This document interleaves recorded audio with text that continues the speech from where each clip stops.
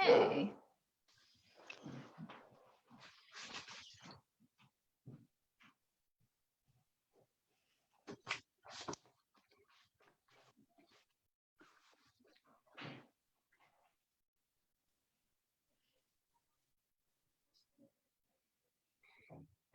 Okay, it looks like we're streaming live.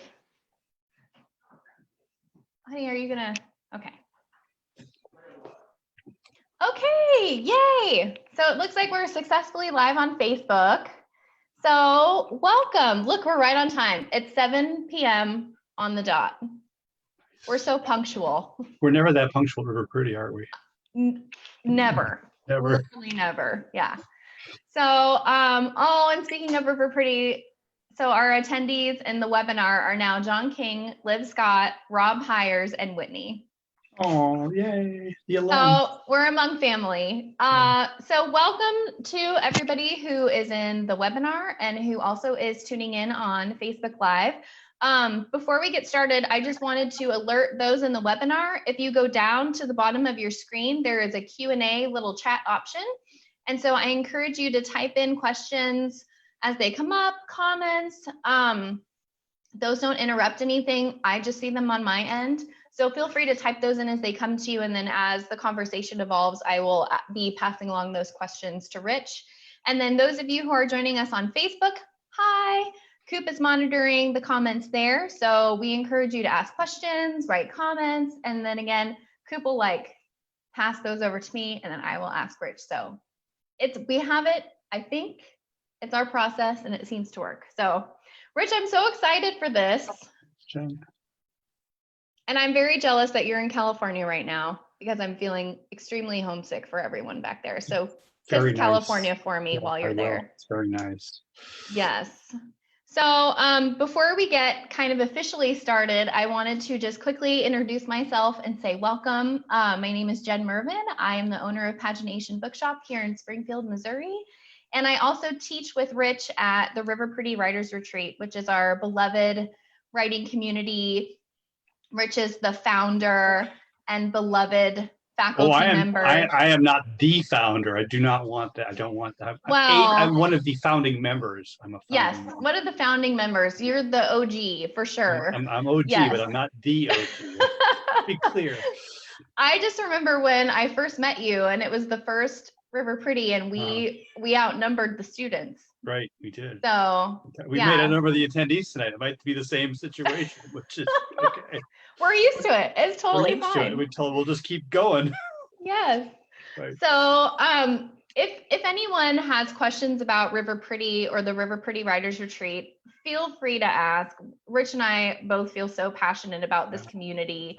Yeah. So we can spend some time talking about that maybe toward the end. I'm going to go ahead and give Rich's formal introduction here so that you can kind of get his official accolades. Rich Farrell is a graduate of the U.S. Naval Academy and a former Navy pilot who holds an MFA in writing from Vermont College of Fine Arts, like many people who are attending tonight.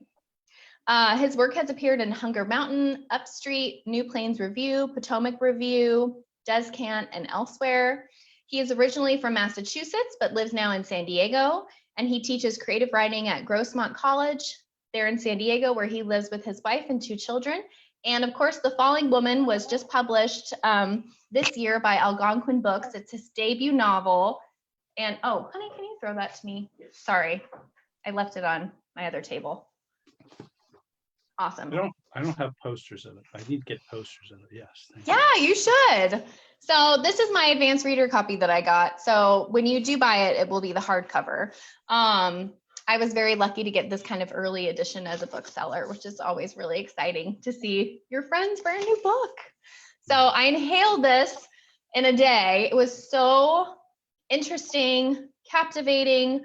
I'm intrigued by the fact that it's listed on a bunch of crime, like best crime reads. Because it does have like this really interesting mystery at the heart of the book, a few mysteries at the heart of the book. But yeah, it's just one of those perfect summer reads. It's emotional, it's suspenseful, it's deep and complicated. So I'm just so excited to talk to you about it in depth. Well, thanks for having me. I'm so grateful to be here. I've been dying to get to paginations in person. I haven't done it yet. I Soon, know. hopefully Hopefully. fall maybe, or in the spring if we can make it We're work. hoping. Yeah, we're hoping to be back to in-person events soon. I would love the fall. But yeah, it'll just be that much sweeter when we're all back together again. Correct. Right. So I'm going to hop off here, and Rich is going to kind of open the evening with a reading from the novel. So I'm going to hop off so that you have the floor. Thanks. Okay. Well, anyone who's here, thank you. I know we're all Zoomed out and we're all Facebook Lived out, and I thought I'd read from a short section. So the book is about a plane crash. It's inspired by actual events, not literally inspired, but sort of by events that could have happened. And the basic premise is that a plane comes apart in midair, and a woman may or may not have fallen out under extraordinary circumstances and survived. And so this scene is where one of my main characters is an NTSB investigator named Charlie Radford, and he's sort of a hungry, aggressive. He wants to have a successful career, and he's come upon this crash. It's his first major crash. Planes don't crash very often, so this is his first major accident investigation. And he's going in to look at basically the planes come apart. So he's looking at the cockpit of the plane. It's a little bit of a grisly scene, but I think it's important to the story arc. So I read this. It's not very long. It's real short, and then I'll let Jen come back and ask me questions, because that's why we're here. So this is from The Falling Woman. Wedging through a narrow opening into the cockpit, Radford stopped cold. The destruction was staggering. The cramped space, no larger than a closet, smelled coppery, earthy, almost sweet in an eerie way. Several interior panels had ripped away from the ribbing. Insulation and wires dangled like viscera. He poked his head further inside, where 4 of the cockpit's 6 windscreens were blown out. Sharp smells, fuel, metal, the faintest odor of bodily waste greeted Radford as he shone his light on the cathode ray instrument panel. All the screens were shattered. Fluid oozed from the throttle column, which had snapped off from its attachment braces and hung at an odd angle. He carefully pushed aside a fallen metal hatch. Behind it, more wires and cracked metal pointed toward the co-pilot's lifeless body, still strapped in his seat. Jack Delacroix, Radford thought. In the briefing he'd read that morning, the note said Delacroix was a father, a husband, a former high school teacher who'd finally landed his dream job at Pioneer Air 6 years ago. Delacroix's left arm had been ripped from its shoulder socket. His femur protruded through his blue uniform pants. Petechial hemorrhaging in the man's cheeks and nose indicated that he didn't have time to don his oxygen mask. His skin was ghostly blue, cyanotic. That was the medical term Radford remembered. But despite the obvious blunt trauma, there were no burns, no char. In the port station where the captain's body should have been, an empty seat raised more questions that would need answers. Radford flicked off his light and shimmied back through the small opening. Ulrich was on his phone. "Find me those black boxes," Ulrich said. "Stop pussyfooting around." Co-pilot strapped to his seat, Radford said to Lucy, who offered her hand to help him down. "Longitudinal shearing. Most of the starboard station is gone." "Captain?" Lucy asked. Radford shrugged. Finding the co-pilot's body was important. It was like finding a corner piece of a jigsaw puzzle. But where was the captain's body? Why wasn't he in his seat? What did that mean? For all the questions Radford asked, he worried more about the 100 other ones he wasn't asking. Lucy crawled into the cockpit with a tech. They needed to photograph the co-pilot's body before it could be taken out. Radford thought about the man's wife, about his kids. No, all the classes, all the study, none of it had prepared him for this. Coming down the access road, Shep Ellsworth, another member of the GO team, suddenly appeared. He stood near a crumpled fuselage panel ripped from the nose. A structural engineer and a former Marine pilot, Shep Ellsworth now sported a beard and a ponytail. Shep had joined the agency right after 9/11. He was notorious for being a cold, cruel human being, but he was also brilliant an investigator cut from the same cloth as Dickie Gray. He might well have been the smartest investigator at the agency, but he possessed an outright antagonism toward any authority at all, as well as toward his colleagues. The beard, the ponytail, the forearm tattoo, Ellsworth bucked the bureaucratic image. Radford hated to acknowledge it, but he admired the man's confidence. Radford had to prove himself in the field, and working under Ellsworth's shadow wouldn't make that any easier. They finally let you out of the dugout, Ellsworth said. His breath smelled like coffee and cigarettes. And the dike, too?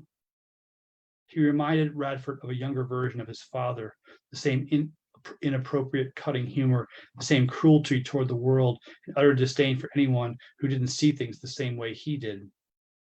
Begrudgingly, as if such a task were beneath him, Shep Ellsworth outlined the most likely timeline for Ulrich. The FBI agent listened too. Pointer departed IAD at 010 Zulu, he said, vectored west. An hour or so later, they began a series of course changes to avoid heavy weather. Radford imagined the crowded sky, all those jets jockeying for smooth rides while they zipped through an ever-narrowing gap in the storm front. Ellsworth's tone remained detached, nonchalant, as if he were reading a grocery list and not standing in a world of wreckage. What's all that mean? The FBI agent asked. They were trying to slip through a narrow line of thunderstorms, Radford said. Could that be the cause? The agent asked. It's possible, Radford said. Listen to Encyclopedia Brown, Ellsworth said. And here's his sidekick, Penny Parker. Bite me, Shep, Lucy said, emerging from the nose cone, a stain of blood or hydraulic fluid smudged her cheek. Lines up with the major debris, Ulrich said, within 10 to 15 miles, if we assume the plane held together for a while after the initial event. No mayday? Radford asked. Ellsworth glared at him, but he didn't answer. We need those black boxes, Ulrich said. We'll get him, Lucy said. The key was to filter out emotion. You had to look past the raw carnage. You had to see the victims as bodies, as evidence, to look beyond the death and destruction, to picture order, to see the end even in the havoc of the beginning. The key was to start asking the right questions. Radford wiped the smear from Lucy Masterson's cheek with his handkerchief. He admired and appreciated her tenacious approach, but you had to expend your energy evenly. A major investigation might take 2 years to conclude. They were only in the second day. From across the road, a frenetic-looking Willie Hernandez jogged toward them, violating another of aviation's most sacred principles: never panic. Hernandez was the most junior member of the Go team.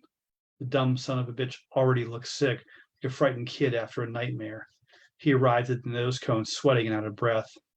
Hernandez turned toward Radford, almost as if he'd forgotten where he was or why he'd come. For a moment, Radford worried the man might be cracking. The bodies, the wreckage, the sheer chaos. He knew it could overwhelm a person. Hernandez was a big, muscular guy. Sometimes the giants crack first. They found someone, Hernandez said. What? Lucy asked. What the Christ are you babbling about? Ellsworth said. They found a passenger, he said. She's alive. And so, Jen, you can come back, but that's the moment where there's this potential discovery that someone could have survived this this incredible plane crash. And I just want to say, before we go into any other part of this has actually happened. Like, part of the inspiration for me is at least five times, mostly in World War II, and then there were 2 incidents in the 1970s where planes. I don't want to scare anybody. Planes don't crash. Planes are very safe. But where planes came apart in midair and passengers fell out of these planes, or crew members fell out of these planes and somehow survived the plane crash without a parachute. There's no explanation. It just happened. It was just this random thing that could have happened. Yeah, and I was just reading your LitHub essay earlier today, and if you guys haven't seen Rich's essay on LitHub, it's called How Flight Embodies Our Deepest Yearning. And it's a really beautiful and interesting essay about your writing of the book. And you mentioned those real cases, events. Yeah. Yeah. And you name the names. So if your guys are interested in those, I name names. That's right. Yeah, you can start searching on your own. I'm so glad you began with that reading, because one thing that struck me in the Lit Hub essay is you compare yourself as a writer to being like this disaster investigator, because it's this big puzzle that you have to solve. And in the essay, you mention how, you've been working on this novel for a long time. It felt very unwieldy. It felt you didn't quite know where it was going. I'm curious for you in your process, when did things start kind of falling into place for you? And, how was that related to like your choices with structure and your kind of rotating point of view, rotating perspectives throughout the novel? Did you have a magic aha? Today I found the structure. I had a few aha moments. Most of them were usually panic driven. No, I think at some point, deep into, fifth, 20th draft, whatever, I realized that the work of a writer is a lot like the work of an investigator. You're trying to take chaos and to make sense of it. You're trying to tell a story. For me, the biggest aha moment was I had a friend who's a published novelist, Robin Oliveira, and she read it pretty late draft of it, and she told me I didn't know my characters yet, and that helped. It helped me understand the characters were more important than the plot.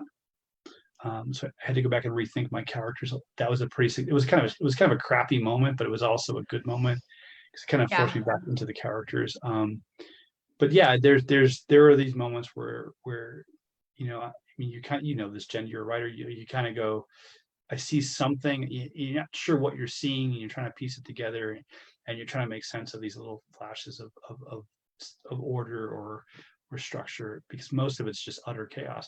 I always think of, at least for me, I'll shut up after this. I always think about like the images of in airplane crashes. One of the things they do is they reconstruct the plane. They bring these pieces and they put them in hangars, and they rebuild the plane. That was such an evocative image for me. Like is it gluing these pieces, and there's missing pieces, and there's stuff that's not there, but they're trying to understand the whole story. And I thought that was like, wow, that's what we do. That's the same damn thing. We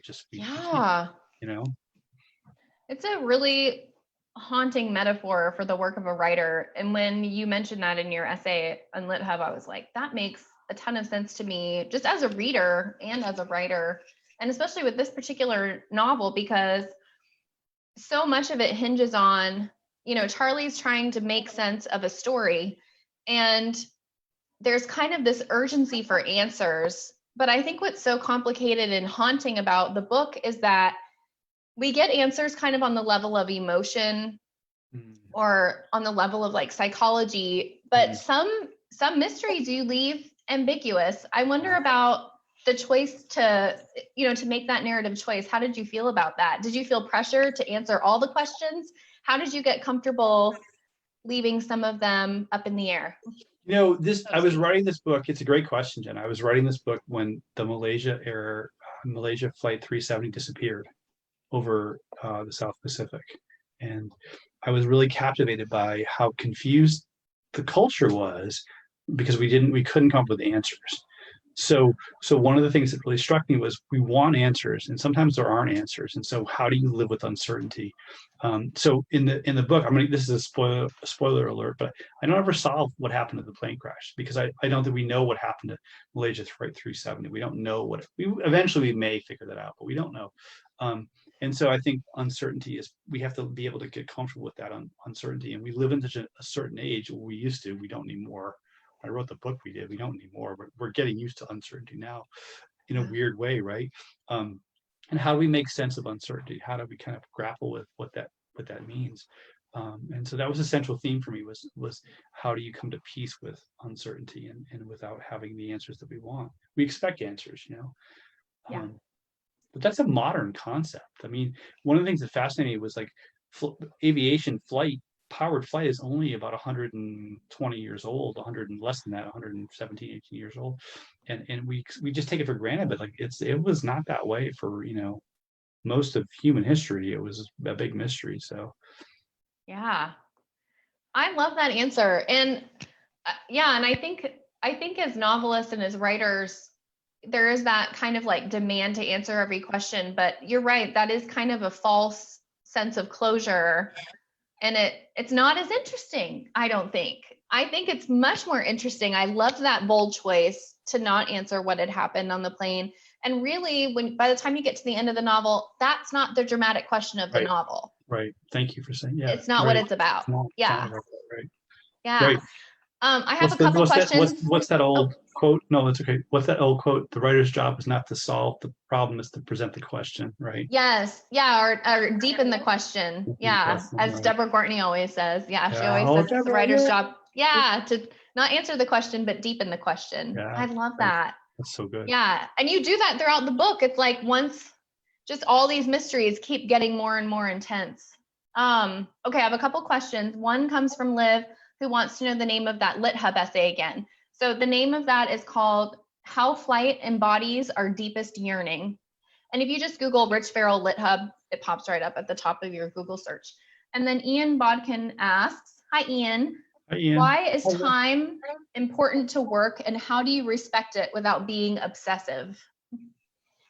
If I understand Ian's question to mean like in terms of time as a writer, the time I put into into my writing practice, I think that's what any writer grapples with is not being mechanical and not being, but yet being disciplined enough to show up even when you can't write.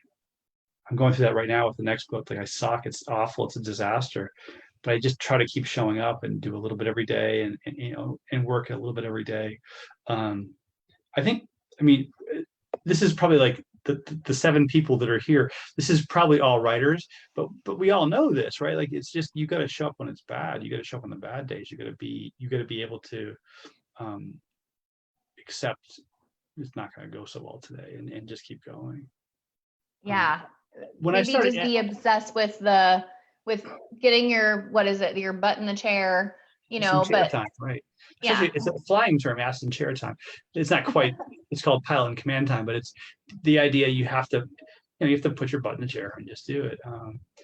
One little thing I did figure out in the editing, I did a draft and I had an agent at that point and I was working on it, is I did it in small chunks. I was able to just do like, I was talking to Whitney, I think she's here tonight. I was talking to her about this earlier today. Like I did 3 or 4 pages a day, just did little small pieces of editing. And then I felt like my work was done for the day.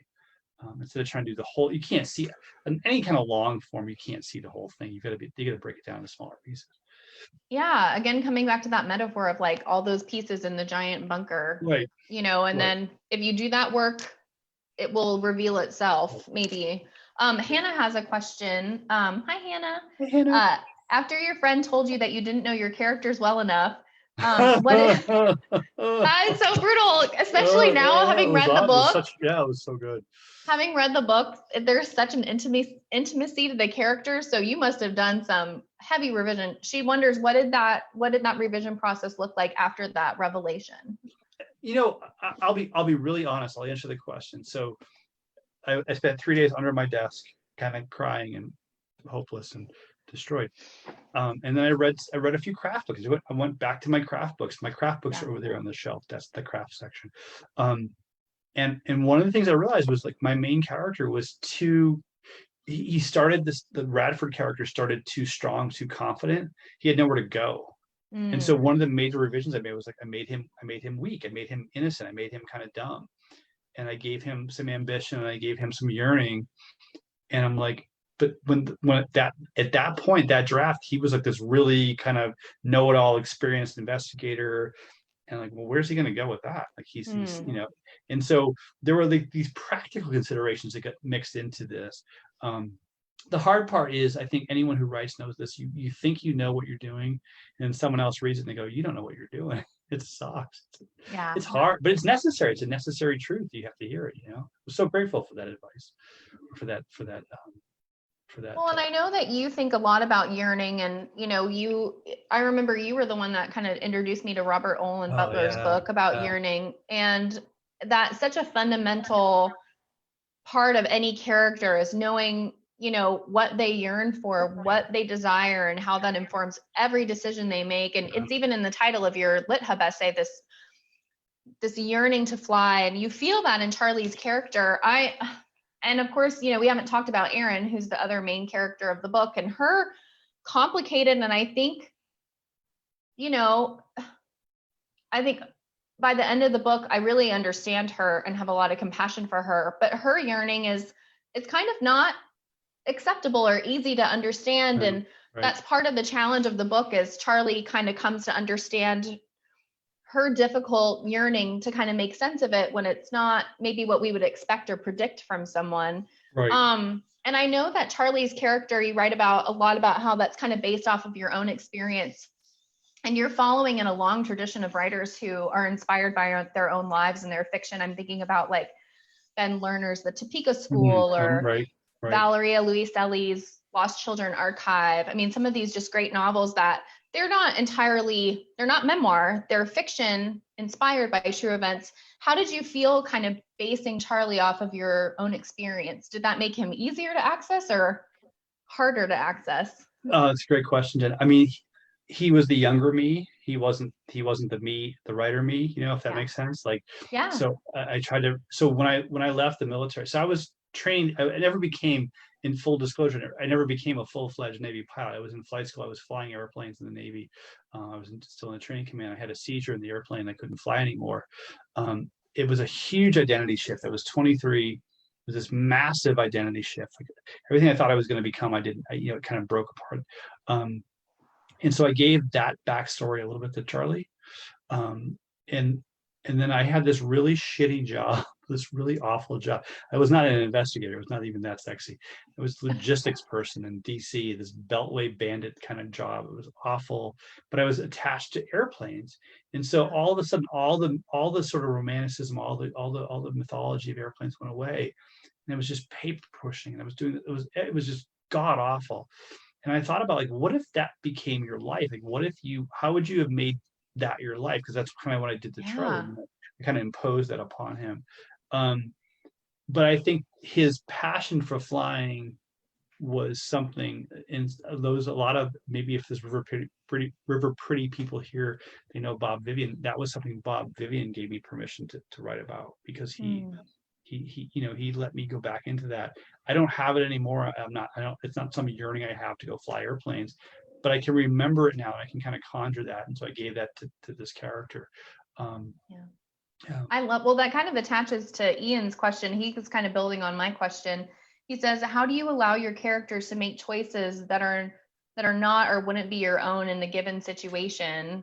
And you kind of touched on that, how he's kind of younger you, maybe you can look back on that. And then he says, how do you let those characters breathe?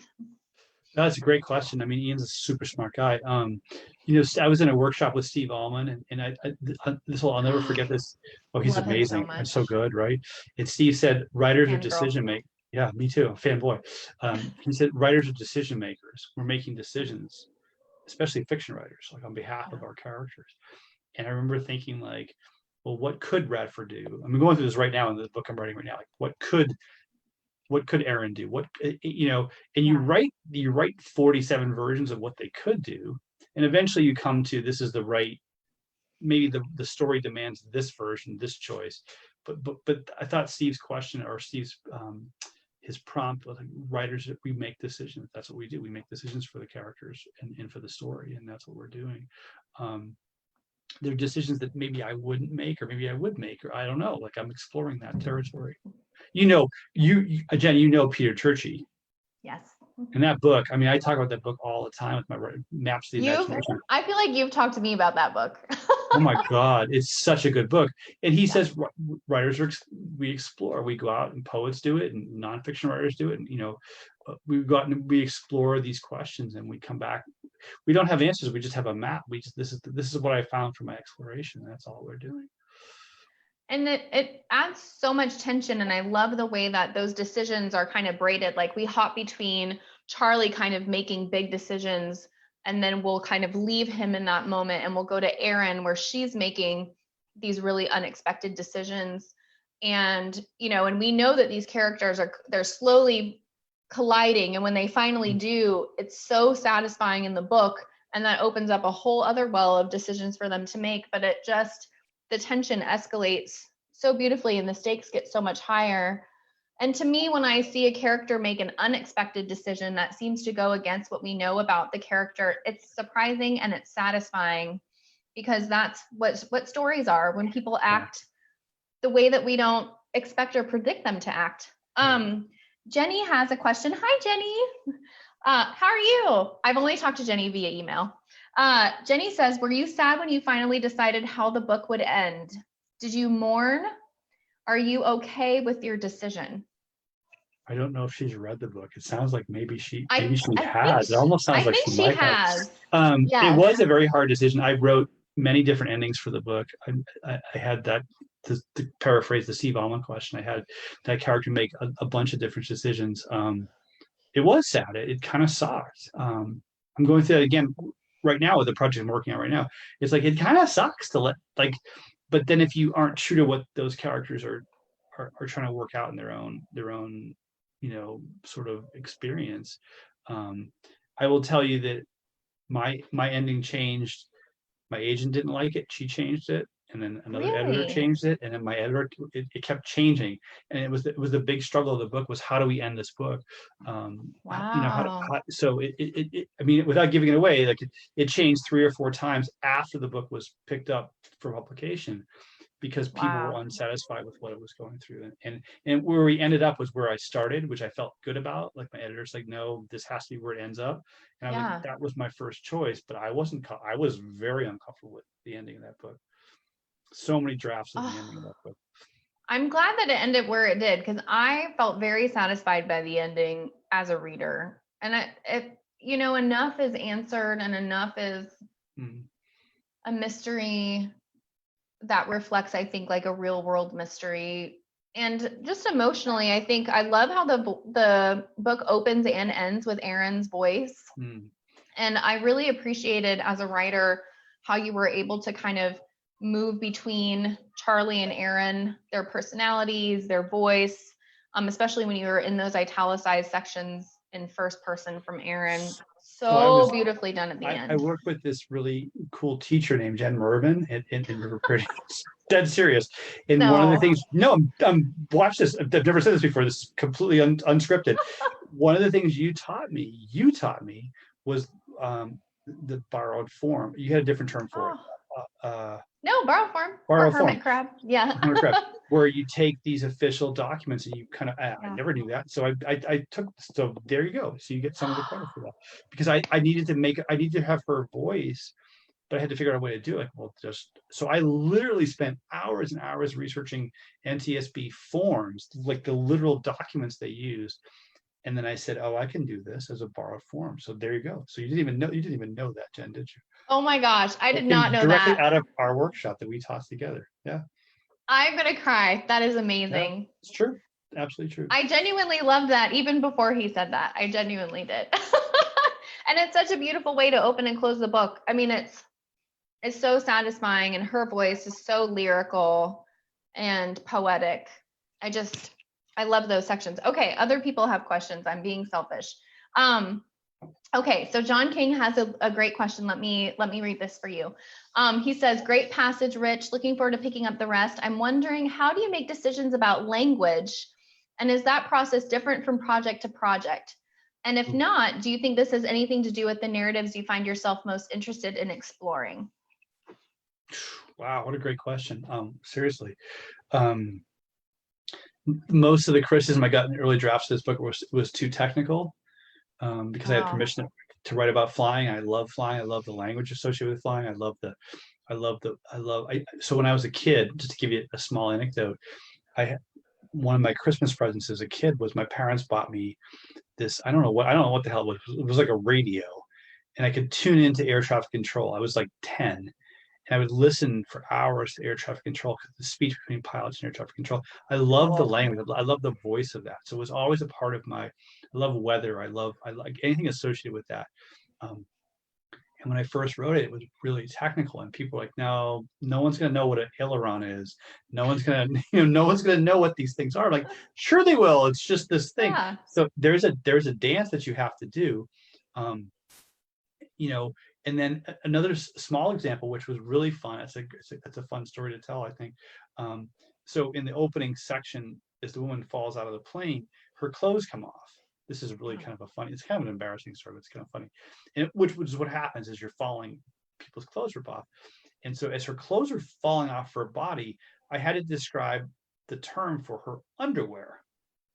I don't know if I ever enlisted you in this shit. I might have. I enlisted a lot of my I did not give an opinion on this. And what the term was, we were going to use as a male writer for the woman's underwear. We ended up going with underwear, but I went through several iterations. My agent's a female.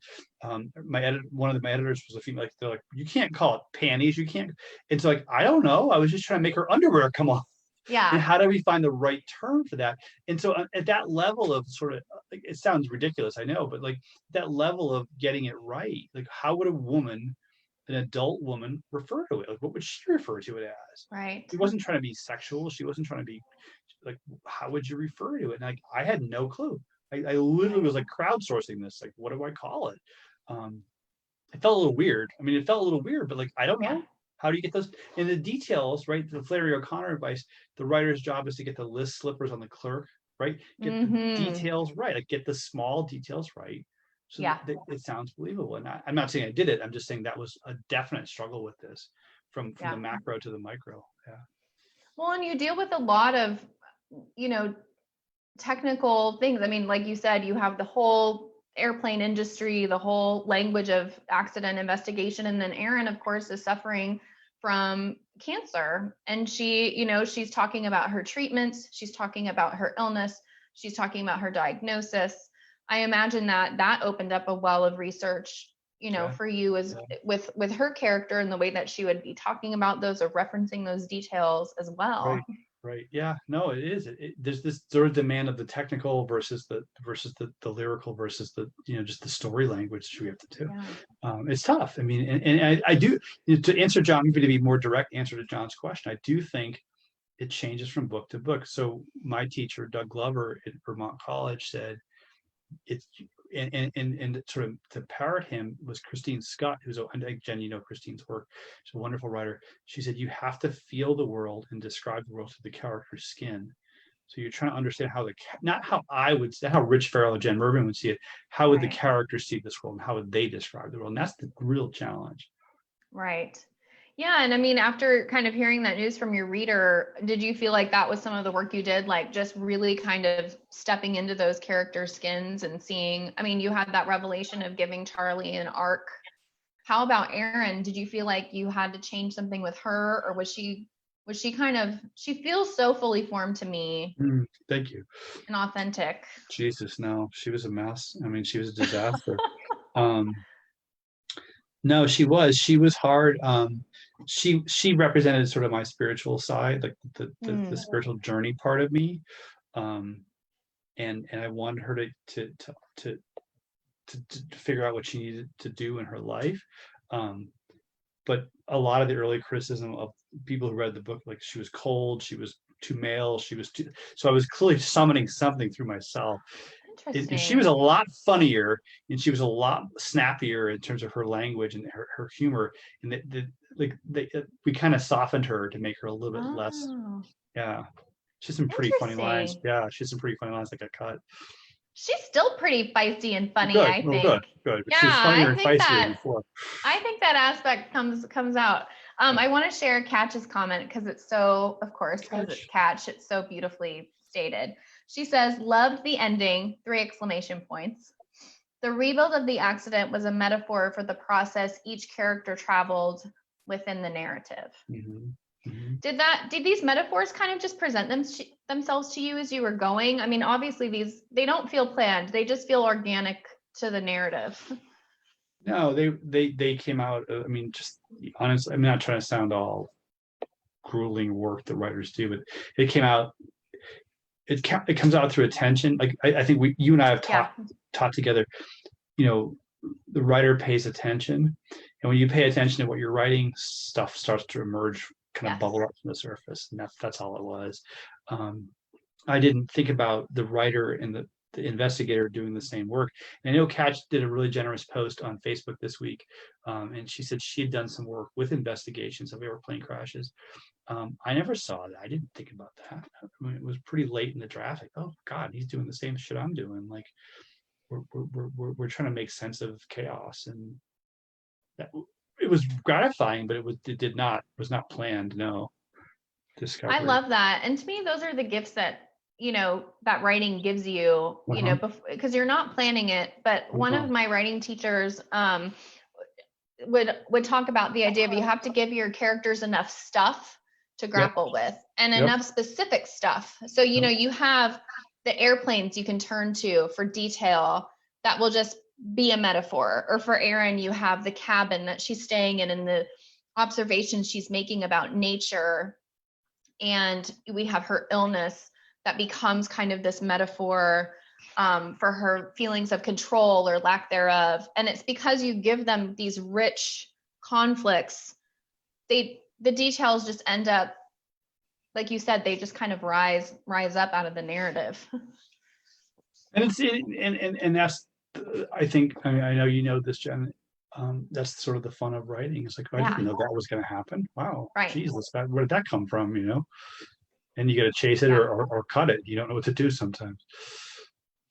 Yeah. Well, and I'm wondering now, like, we have about 20 minutes, and I want to leave time because I know a lot of people that are attending are writers, and are maybe curious about your process of finishing the book, and then sort of the practical nature. You mentioned working with editors and agents that had opinions about where the book would go.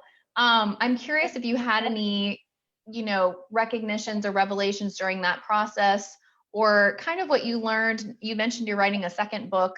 What lessons from this first novel are you carrying into the second?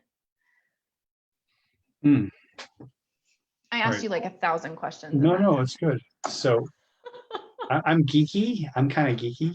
I like the craft. I like to understand the craft. Yeah, it me helps too. Me. It helps me. The one thing I learned in writing this book, the first book, to writing the second book, I've got to anchor everything in scene for fiction. It's got to be in scene. I'm reading Rebecca Mackay's The Great Believers right now. Oh my gosh, that's one of my favorite novels. It's so profound. It's so good, right? But everything is happening in scene. There's no sort of floaty, like there's philosophy, there's ideas, it's always happening in action and dramatic tension. And I don't know that I knew that when I first started writing. I think I was trying to always pontificate like I'm doing now, and I feel like everything I do now when I write is like trying to anchor it in scene. And that was actually really hard in this book, in the Falling Woman, because I was trying to, in me, it was an idea book, but I had to force it into scene. Whereas now when I write, no, you get like 3 sentences where it's thoughts. What's happening? Where's he going? Yeah. What's he doing? What's the weather? What's the dramatic tension? And that really, and when I teach, like when I teach a lot of writing, I know you teach a lot more than I do, but like I try to teach my writers, like, you gotta put it in. No one cares about my opinion. They care about what your characters are going through. And can you put it in a scene, and can you dramatize the situation? That's been a huge revelation for me in the last few years as a writer. Like, it's got to be in scene. If Rebecca Mackay could write a book and it's all in scene about heavy shit, guess what? She's doing it for a reason, right? Yeah, and that novel, I mean, and there's some similarities. I mean, your novel bops around in time as well. And I love that novel, how just complicated it is with its treatment of time. And that book, I read it on an airplane and just cried my eyes out. Oh yeah, on the airplane. Yeah, such a good book. I'm curious, what other writers do you look to? I always feel like when I'm struggling with writing, I go to a book that I admire and I try to just get it in so that maybe it will come out. I'm curious. So you mentioned Rebecca Mackay's The Great Believer, The Great Believers. Any other books you're turning to right now, or any books that you turned to during the writing of The Falling Woman? I was heavily influenced by James Salter, who's one of my favorite writers. And So Steve Almond. Light Years is like No, the it's so best good. novel in the world. Yeah. But Steve Almond, when I was in his workshop, told me I had a James Salter problem. I need to get over it. I love it. It was like great advice, you know. I guess that's like a compliment, and also, I love The James anxiety of Salter. influence, right? Yes. But so I just read, and I bet I don't know. This is we haven't pre-done this. I read Adam Braver's November 22nd, 1963. Have you read that yet? No, I've never Oh read my that. God, Jen, Okay, I'm top putting of it your on my list. list. Okay. It's incredible. I mean, I've got my friend Whitney reading it right now. I've never read anything like it. It's this hybrid fiction, nonfiction story. It's Ooh. intimacy, all about the assassination, not conspiracy stuff, just like really deeply intimate. And then I've been reading Elizabeth Tallant's Mendocino stories. I love her. She's so talented. Incredible. Yeah. So what an amazing writer. Such an amazing writer. And like to think about how it really just keeps humbling you. Like you make one little step forward and like, oh no, I want to be that. I want to be that kind of writer, you know. So yeah. And then I have to do this. Brad Watson, it was one of my favorite. He died a couple weeks ago.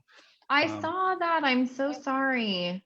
I didn't know him personally. I interviewed him. We had some email contact, but such an incredible writer and such a brave writer to do some really powerful stuff with his writing.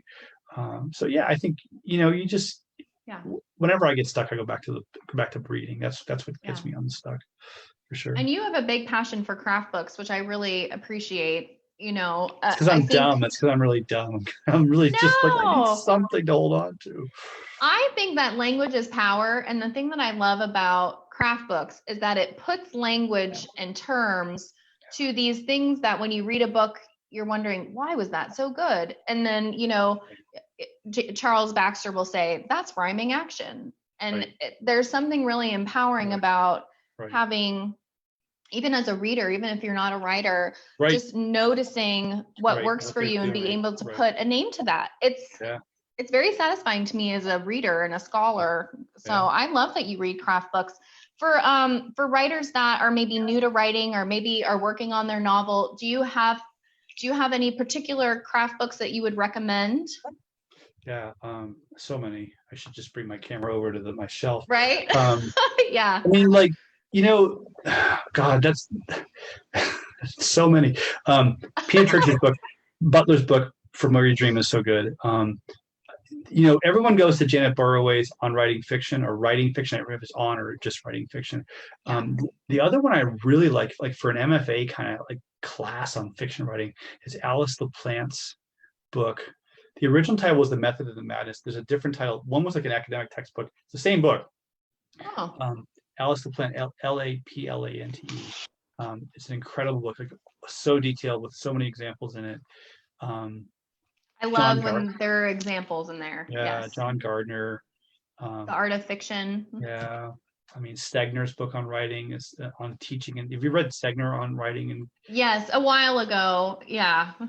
It's not one that I've taught, but I really love Burning Down the House by Charles Baxter. Oh, he's amazing. Charles Baxter's, everything he does is amazing. Yeah. Yeah, that's one of my favorite craft books.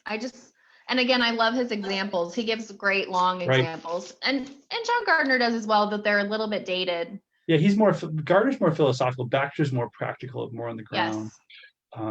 And I think, Burning Down the House and Bringing the Devil to His Knees, and then I love Bringing the Devil to His Knees. Yeah, so good. It's such a good book.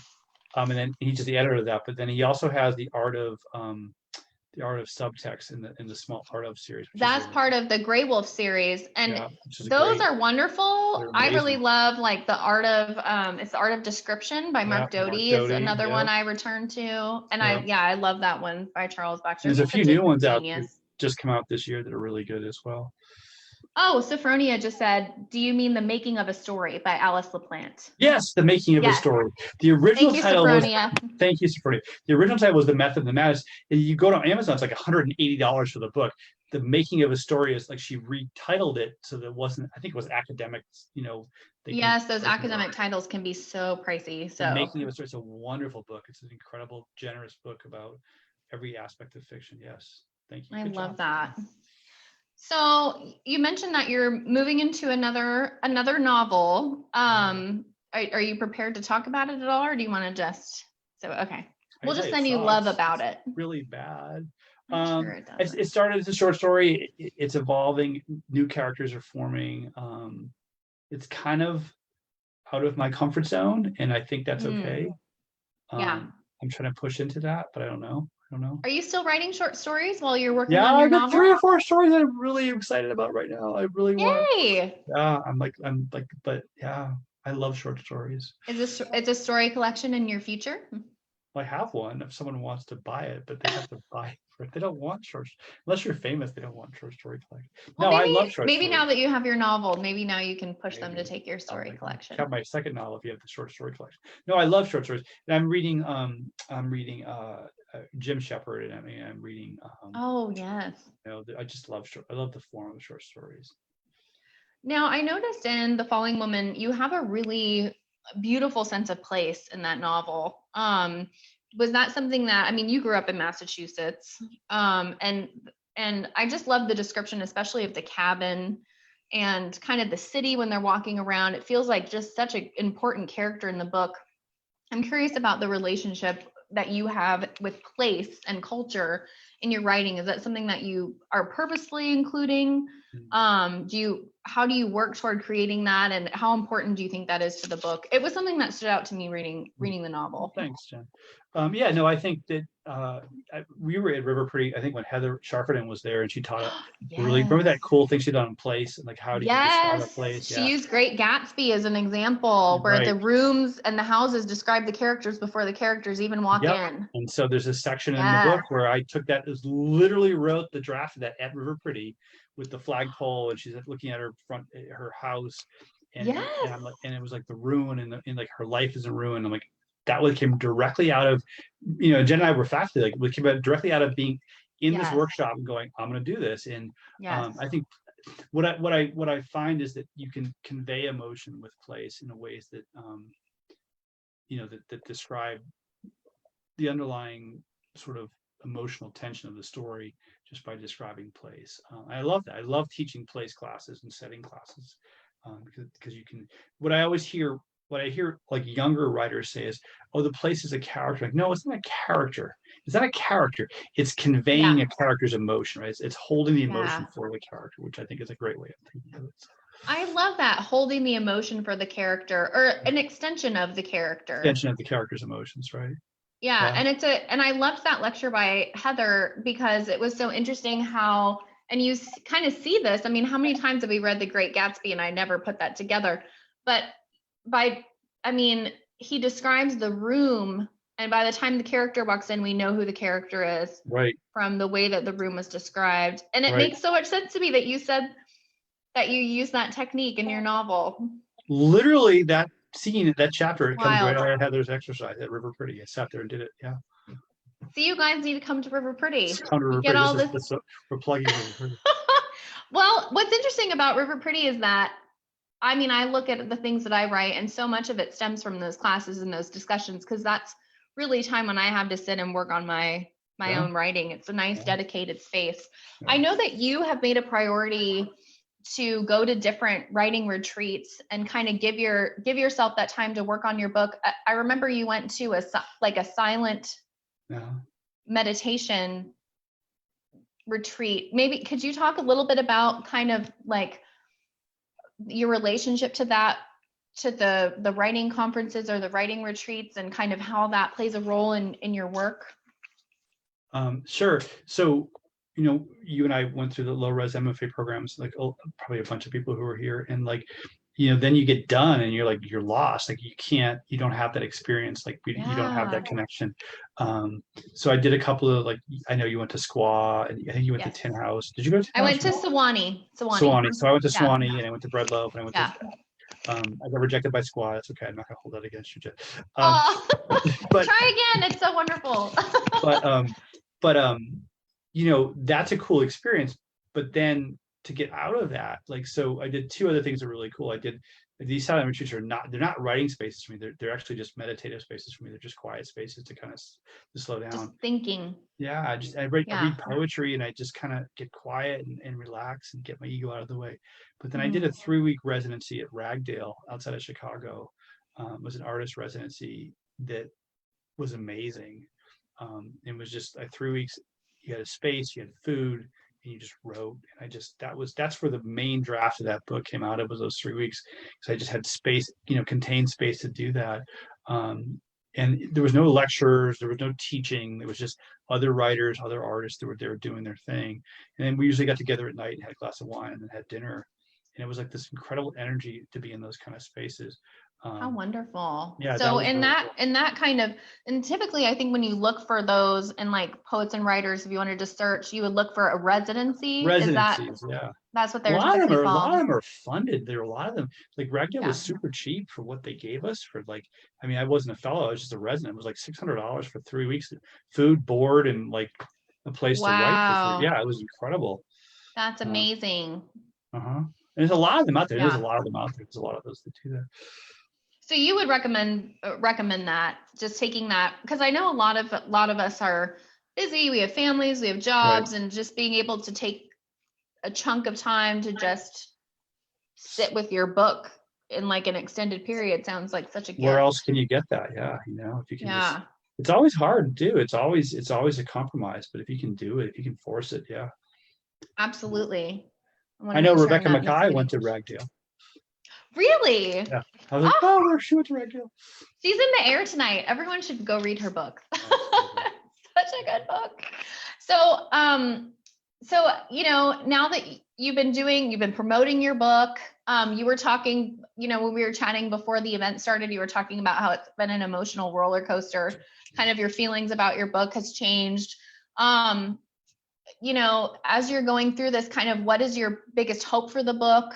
What do you hope that people know when they pick your book off the shelf and start reading it?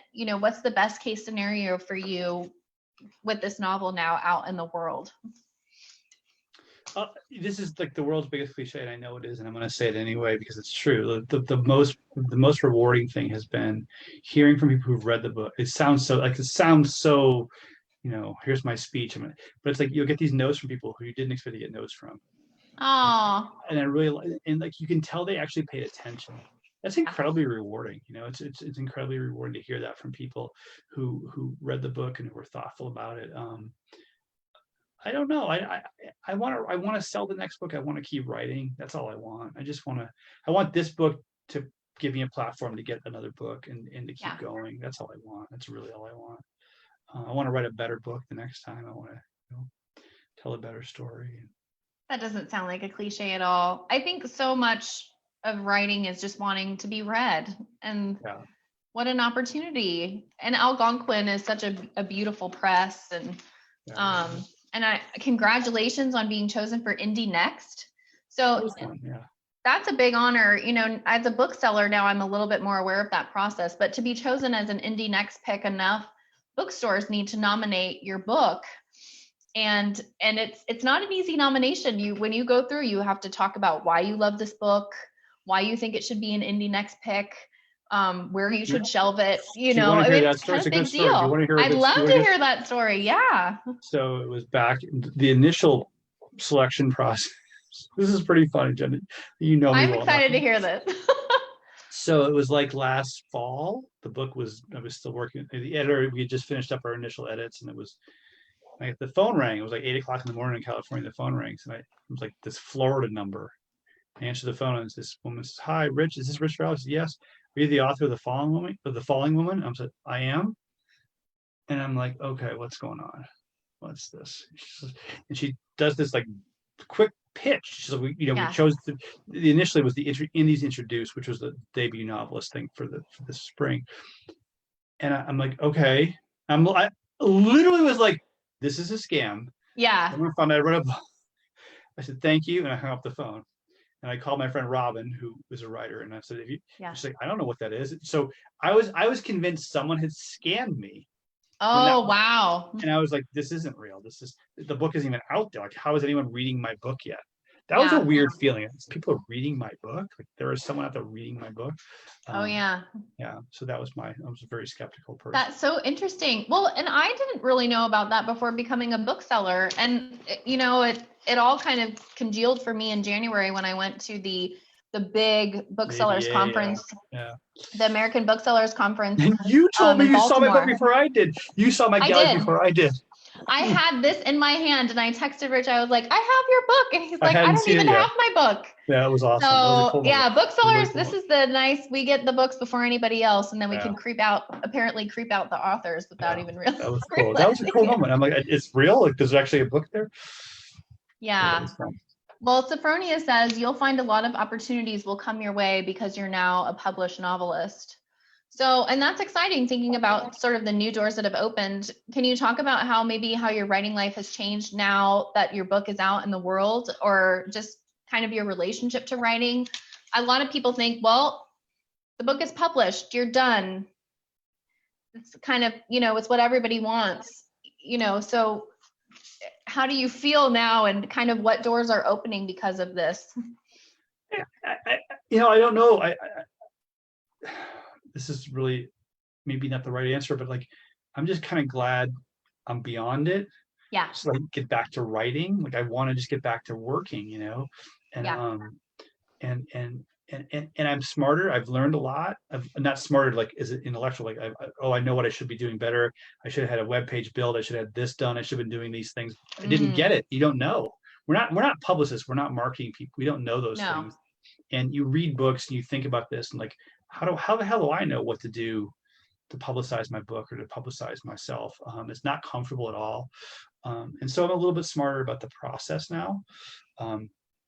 But in terms of just working, I just want to kind of get back to working and just head down, keep going. We'll see. So the gift is more writing. I love that. Yeah, back to writing. The gift is, I think, the door. I don't know if the door is open. For me, it's very sweet in saying that, but the door at least is ajar. Like you have a way in now. I have this book that came out. It's published, and that helps. I think that's what's probably going to help. That you have some street cred. A little bit, maybe not much, but a little bit. Yeah, I think you have all the street cred. But I thought that before you had your book published. Well, I thought that about you too, Jen. So we could just do this.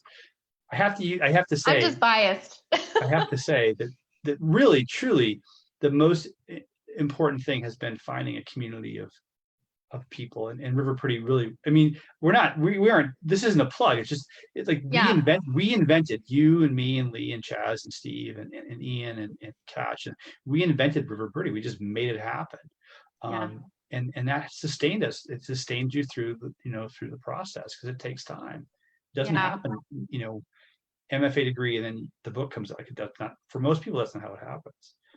It's true. And I love that you say that, because writing is such a solitary activity, but you need your community around you at the same time. I mean, and for me, yes, River Pretty and my MFA cohort, and, you named some, for me, Squaw Valley was my kind of first writers community, because I did that before I went back for my MFA. Right.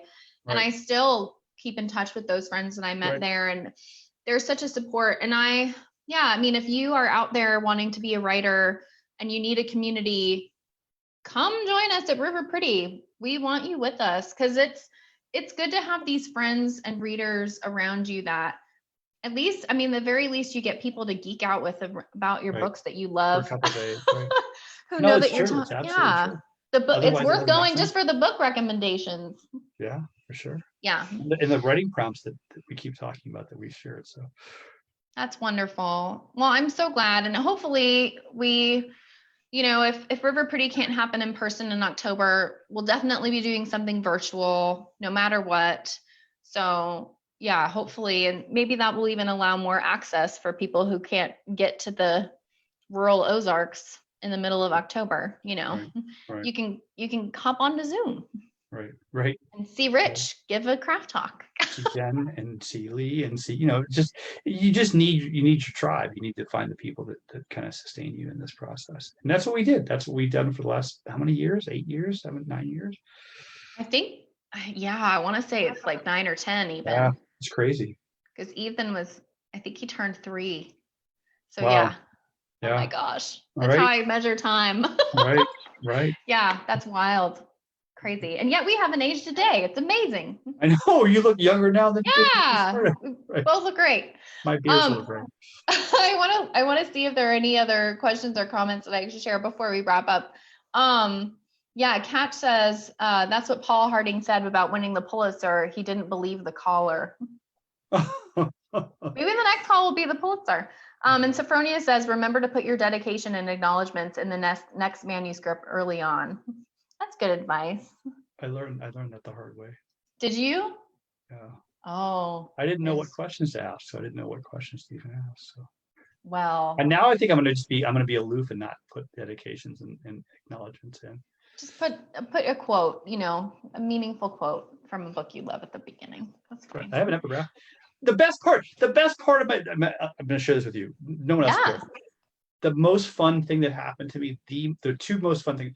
One, I get to make a playlist. That was super fun. I get to do like a playlist. Oh, cool. Spotify. Yeah, following one playlist.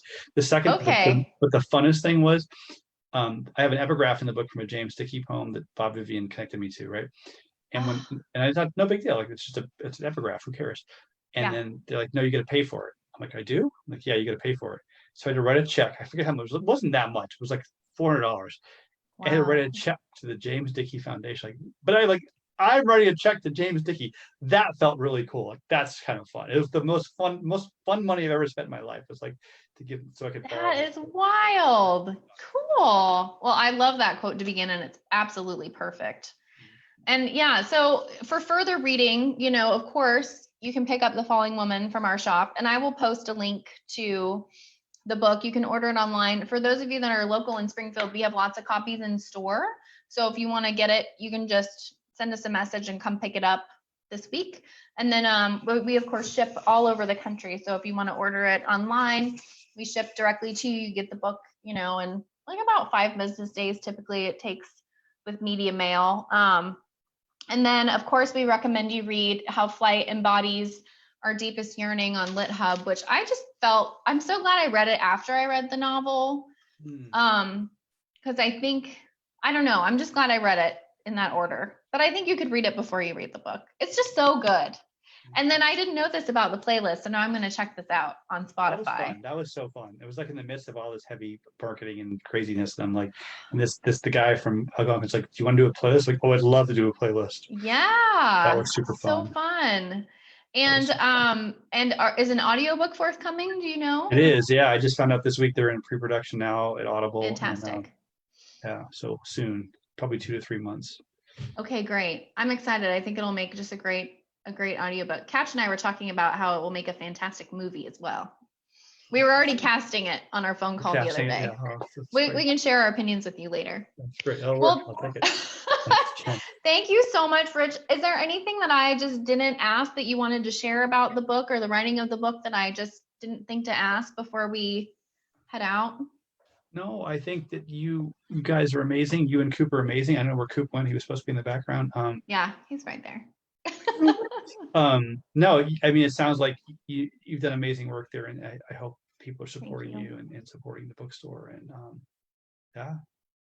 Thank you. In person soon, and thank you for doing this. I kind of on short notice, so. Well, I miss you, and I miss seeing you, and it's weird not seeing you twice a year. I feel very awful. There was a weird absence this spring for not having River Pretty. So very weird. Yes, I agree. It just something's like wrong with with like the biological clock of my year, not seeing everyone. So it's good to spend time with you, and it's great seeing everyone's names and all the love coming in. You can read all your Facebook comments coming at you when we're done and sign off. You can see everyone sending their love. So that always feels good. Well, thank you to everybody who tuned in, and thank you, Rich, for your time and generosity and answering all of my curious questions about your book. Thank you. So hopefully everyone can grab it. It's so good. You'll love it. You won't be disappointed. Thanks, Jen. Thank you, Rich.